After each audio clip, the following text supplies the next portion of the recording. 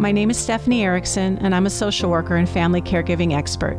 In this series, we're sharing stories about caregivers across Canada.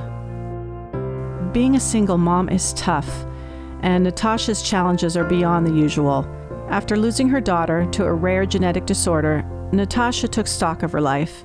With the support of her mother, she models the importance of time and relationships, showing her children what matters most as family. I had to make the trip to meet Natasha to offer my support and respect for her commitment to her family. This is Natasha's story.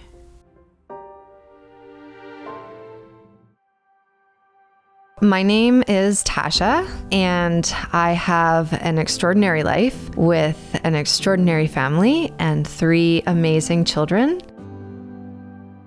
Lex, when she was about 3 months old, she was having little seizures, and so we took her to the hospital and they did some tests and they called it cerebral palsy.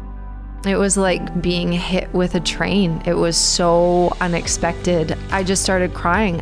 The future was very bleak. It was almost like we don't know what to expect. We don't know what she'll be able to do, what she won't be able to do. You want so many answers. You want to know what does my future hold? It was very dissatisfying. So Gabe is my 13-year-old son. He is all about electronics, and he's my social butterfly.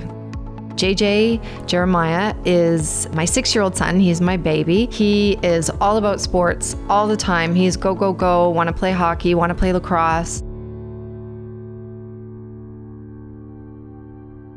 Hard to talk about her, but I feel like if I leave Faith out, then I've done her life a disservice. She was the third child, and she was born with the same genetic condition that Alexa is born with. She was 7 years old when she passed away. Her liver failed, and we lost her about 5 years ago.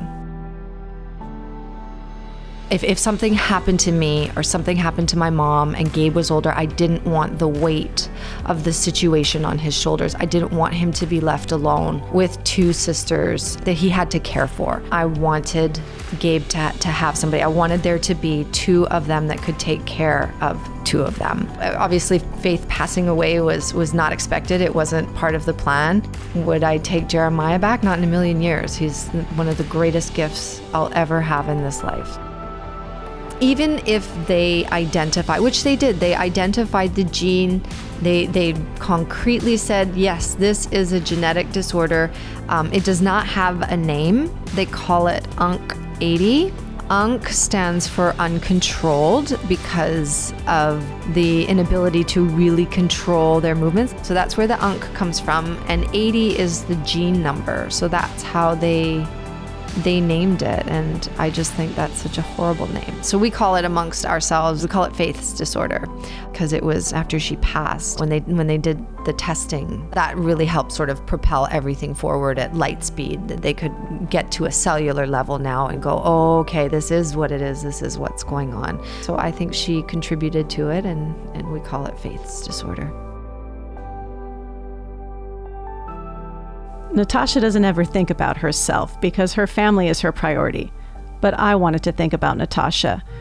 I got her a meal delivery service so that she could have some nights off in the kitchen, and I thought it was important for her and her mom to have some quality time, so I got something for them to share as well. And because family is such a priority for Natasha, I made sure to get something for each of her children as well. What I would tell others is, if you keep fighting through and you keep your head up and you don't quit on yourself, on them, on your family, if you learn to see things from a perspective of love and gratitude, everything will shift. It will take time, but it will be worth it in the end.